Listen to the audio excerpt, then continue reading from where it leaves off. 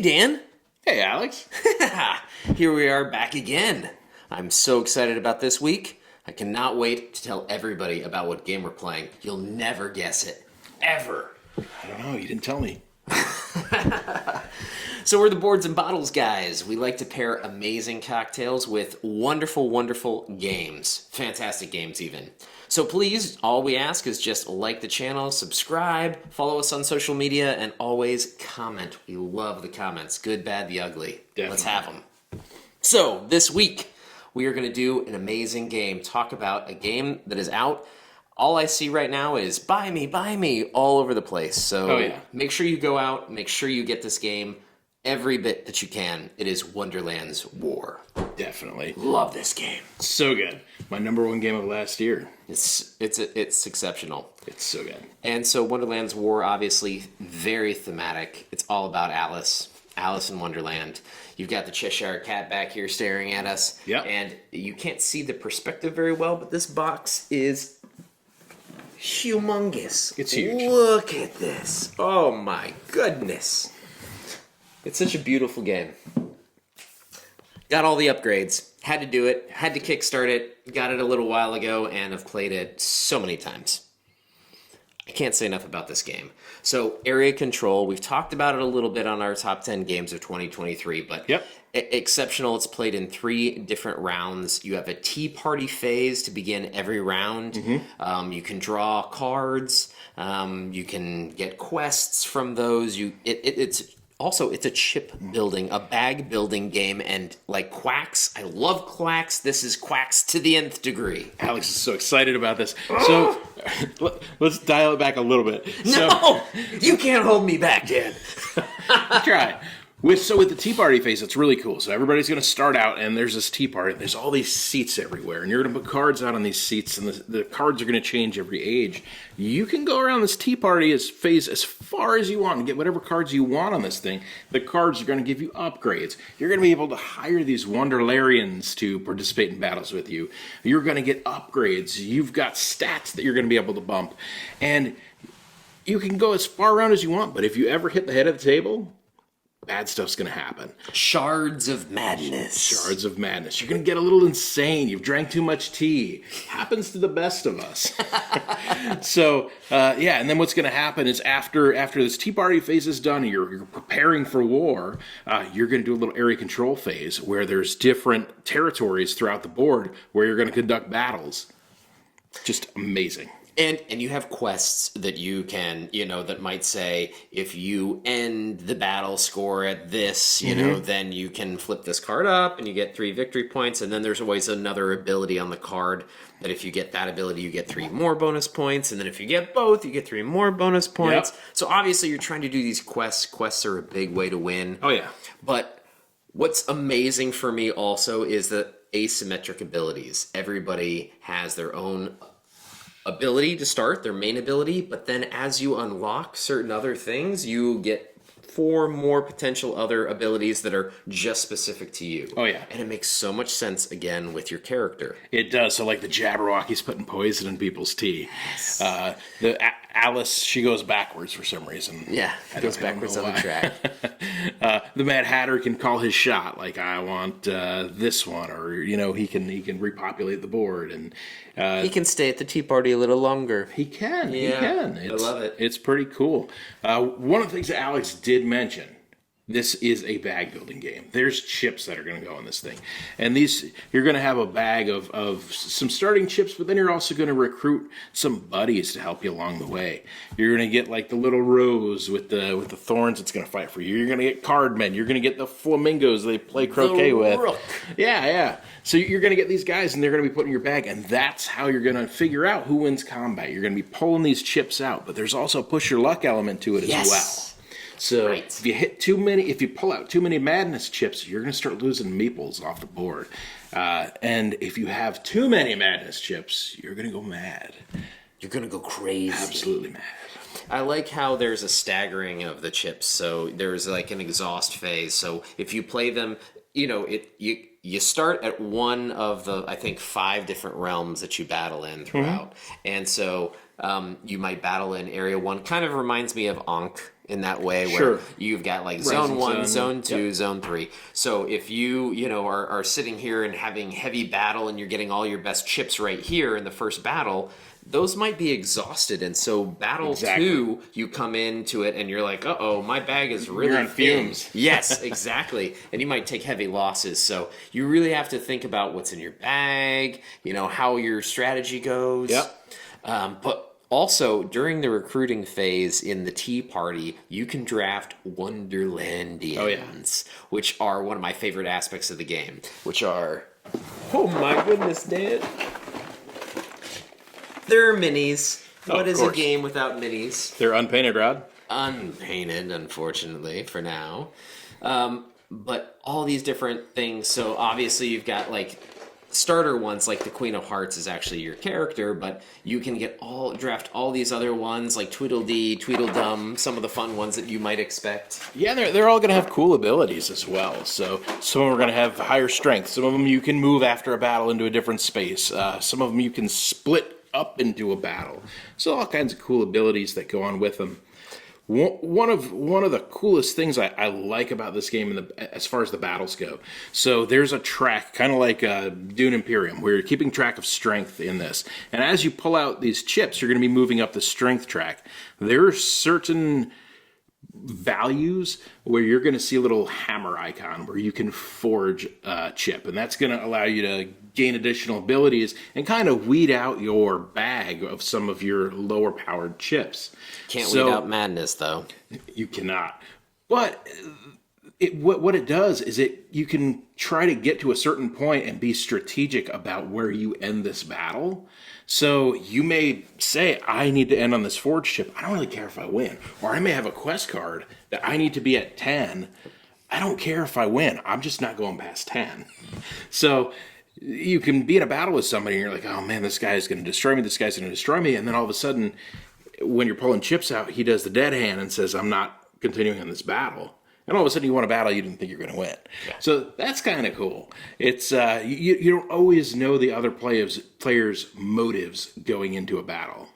The other fun thing, I've done this a few times at least, where I'm just in the battle, like just to, maybe go 1 or 2 chips in, and, you know, I'm like, oh, I'm not winning this. And then you see all the players ahead of you really rushing to try to go along and beat each other, and then one busts, and then another one busts, and all of a sudden you're second place. Yeah. And second place gets points in this game. They do. It kind of reminds me a little bit of Ethnos in the fact that, like, you know, when you're going scoring, you know, first player gets the full amount, and then second player, you know, second place can get half that amount. Yeah. So, you know, there is kind of that, you know, prize for being second place. Yeah. So sometimes you might be shocked and how well you do.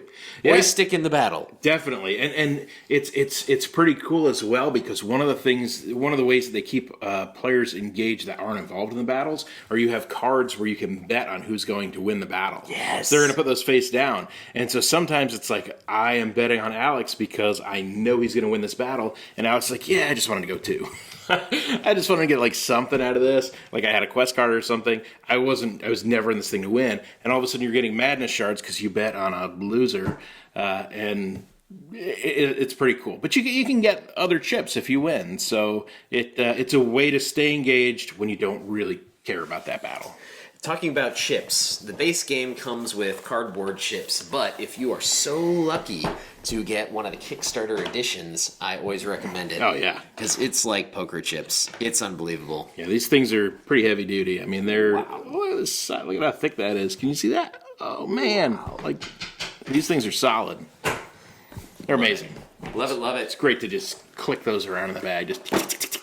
Also, kind of like Quacks of Quedlinburg, which is what I keep bringing back to, just because it's the other bag builder that I really am well acquainted with. But when you talk about the chips, they also have different abilities. So you've got like one weak chip and then a stronger chip that you can get later on in like round 3 of the Tea Party. So there's like kind of the base, but also the game has so much variability because there's an A side, a B side, a C side, a D side, I think. So 4 different sides to every single card. So he talked about like the ping or the flamingo chips. Well, Yep. those flamingo chips can mean very different things depending on which side you're using. So Yes, you're gonna pick one of. There's these cards which show the abilities of the chips you're pulling out, and it's much like Quacks, where it's like if you land on this chip or you end combat on this, you get this benefit. And there's like Alex said, there's multiple abilities on this thing, so you can play this game 4 different ways, 4 different times, and it's just going to be off the wall every time. They did say that there's 4 combinations you can play with: all A's, all B's, all C's, all D's. But in the rule book, it says you can put these together in any method you want. We just haven't play tested it that way. Just get creative. I mean, this is Wonderland. Like, let's get weird with it, you know? let's get weird with it. Oh. Indeed. I don't know where this is going. Well, I always think about what you could pair with a game like this. And Sure. this game is just begging for insanity. Yeah. I mean, what can't you pair when you drink Exactly. with this game? Yeah. So, I might have had a thought about what we could do. Okay. I was thinking there's nothing like a Mad Hatter tea party. Sure. Very, very happy unbirthday to you. I've made the unhappy birthday tea. Oh. Interesting. So what do you have here is some wonderful, you can do a little Earl Grey tea. You can do a little, maybe a little lemon for the garnish here. Okay. And then what else would you need? I'm thinking some gin. Oh, Tea- okay. What's a tea party? It's the best thing, right? Sure, It's yeah. like It's British, right? Yeah, it's like high English tea mixed with happy hour. Okay. Sure. So I got the Botanist Gin, which Oh, if you've okay. never had, it's actually a gin from Scotland. Right? Interesting. From the Bruichladdich Distillery on Islay. You always think of Islay as Yeah. smoky Scotch. Well, here is some Botanist dry Islay dry gin. Interesting. Yeah. So load it up there, Dan. Oh man. I know. Get yourself a good little pour. Wow, this is crazy. Foraged Island Botanicals. Yeah, this is. If you've never had the Botanist Gin, I just say recommend to try it. Everybody knows Beefeater, Tanqueray, right? Bombay, Yeah. Sapphire. But if you've never had it, just give it a try. You might be surprised. So, cheers to a Wow, it's little very bit fragrant. of ooh loveliness. Oh man.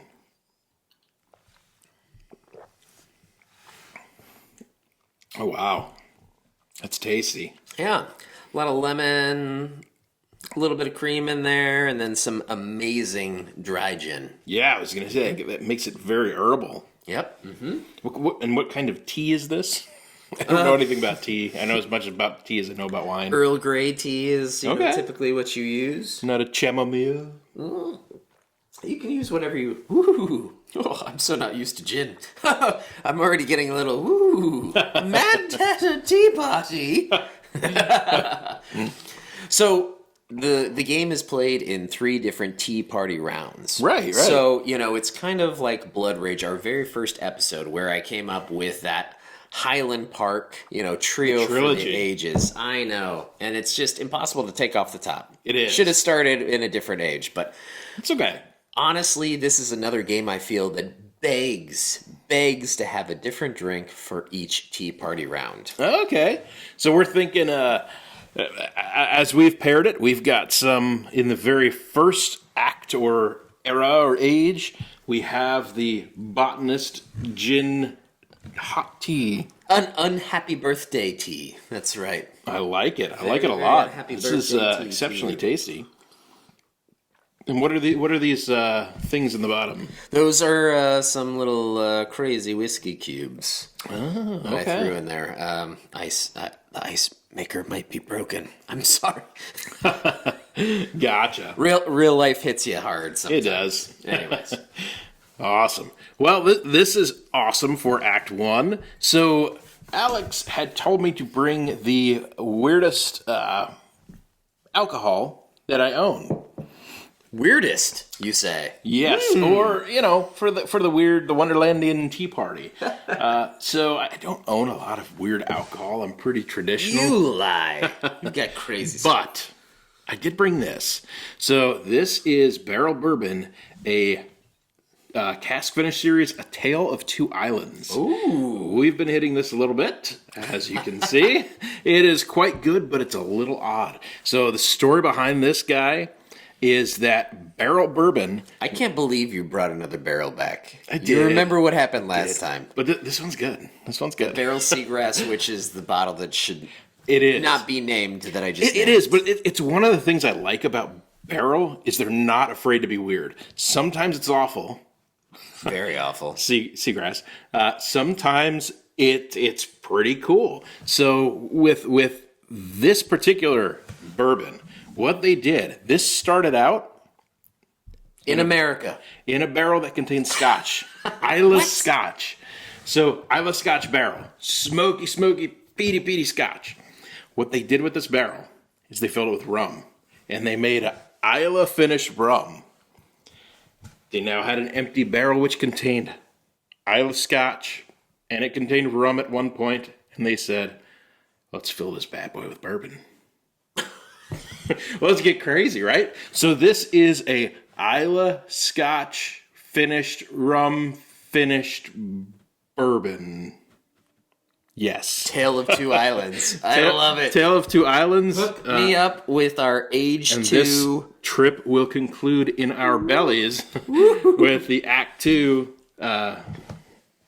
of Wonderland War, as we get a little weird with the Tale of Two Islands barrel series. So, the first tea party, you're just kind of building the bag. Right. You know, the first battle round, you might get like a little bit of board presence, a little castle, maybe a Wonderlandian, not super crazy. Right. As we start round 2 here, people start getting their quests. They Yes. start knowing what they need to target. They start really going for things, right? Yep. You kind of are like, okay, I feel like I'm getting my foothold. I'm getting ready for this. So this is, let's see if this matches the second a little round. of the chaos. 2 Island. I can definitely smell the rum here. I don't get a lot of the peat on the nose.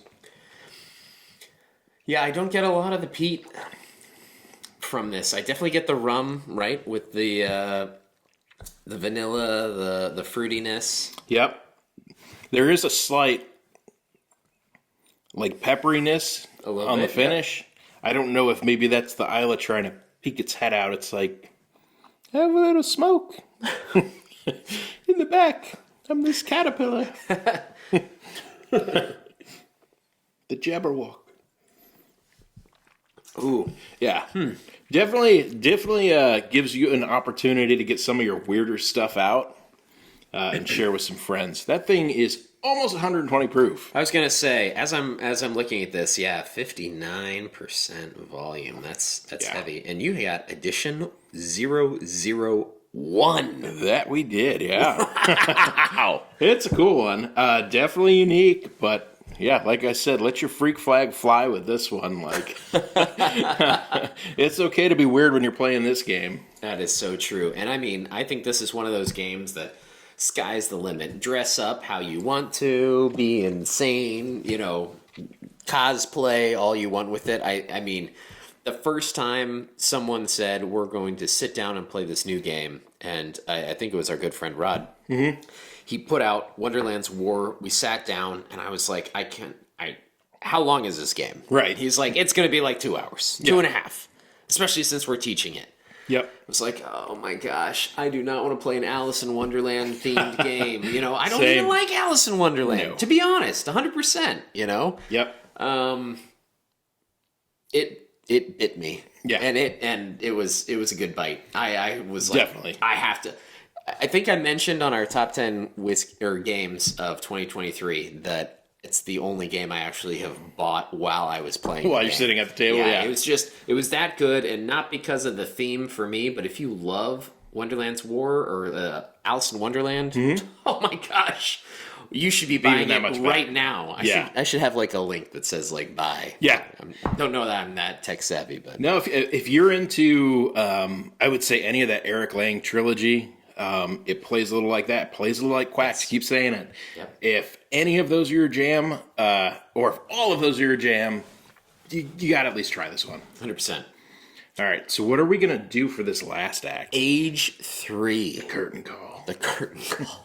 Off with the heads. We've lost our minds. So what do we do now? I think the best way to do it, and I might have given you a little precursor, is I think you should pick 3 ingredients and I'll pick 3 ingredients and we make a drink together. Because it's the Mad Hatter's Punch. It is. And so, what is our base? I think our base has to be the Derringer. Oh, yeah. Oh, yeah. I wore the rabbit hole shirt for a reason. Definitely. White Rabbit. All right. Alex shot down my initial ingredients, which was soy sauce, water, and birthday candles. It was not allowed. No. I said think big. Yeah. So this is the PX small batch. It's one of the top offerings. Gosh, I want to get a bottle of the Founder's Reserve so bad. But this is their other Derringer. It is exceptional. Their sherry bomb. So we're going to pour a little bit in there. So rabbit hole's pretty cool. Let me get the full 2. We want to talk about like headspace weirdness. I think the founders of Rabbit Hole were psychiatrists, and they were doing the grind, and they were going to work every day, and they were like, "This is miserable. I don't want to do this." And they said, "Maybe we can make bourbon." And they went down the rabbit hole, and they started making bourbon, and hence. We've got some excellent Just bourbon. like Alice. Yeah. Hence why it's our first ingredient.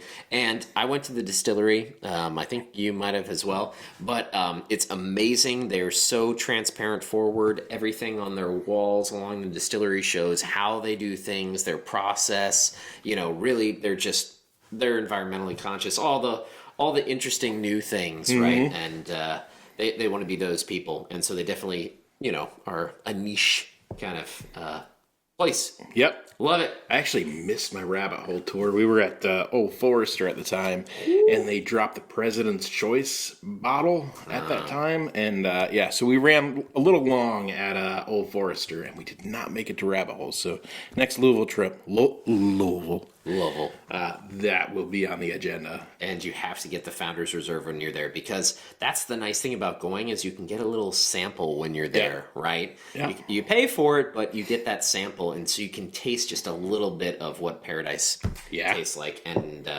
you should do it. All right, what's your ingredient that you're adding to this wonderful Mad Hatter Punch? All right, so I have the this is some supreme high quality Bushwhacker coconut rum. Not just rum, but it's cream rum. Yeah. Oh, no. Creamy rum. Pour it in quick before it curdles. We're using great bourbon here. Should I pour this in last? No, I mean, just get it going. All right, let's finish get it. Going. Oh my gosh. I don't think we need a lot of that. Oh wow. So good choice, Dan. Yeah, you know when you're a kid and you like put all the sodas together, like this is kind of that, but worse. All right. Well, give us another one. We'll do the snake version of this. Oh, okay. All right. What do you got? Sure. So I also grabbed some of the finest brand Doc Wells Triple Sec. Doc Wells, I do enjoy. All right. It's not bad. There you go. So I figured we'd add a little citrus to this. Get us a little bit more. All right. Get a little orange in there. It's curdling. Oh. Yep. All right. So then I decided, what is a Mad Hatter ball without a little blue agave? Oh, no. Oh, I know. Whose choice is this? Oh, that was mine. This is bad. Tasty. Lovely. All right. Next up. Yeah. And then for all the sweetness, I figured we probably need a little bitters. Oh, my gosh. Yeah. We'll put a couple dashes in. We'll do 1, 2, 3. Oh, wow. Yeah. All right. And then, oh my gosh, I should have done something.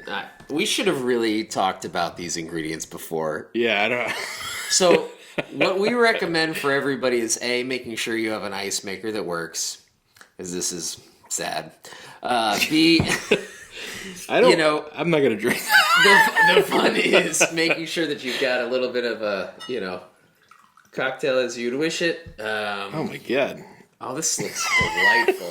Mad Hatter's Punch. All right, Dan.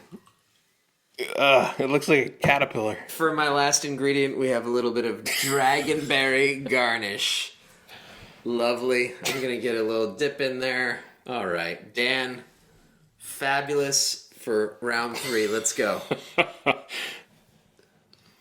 don't smell it. Lovely.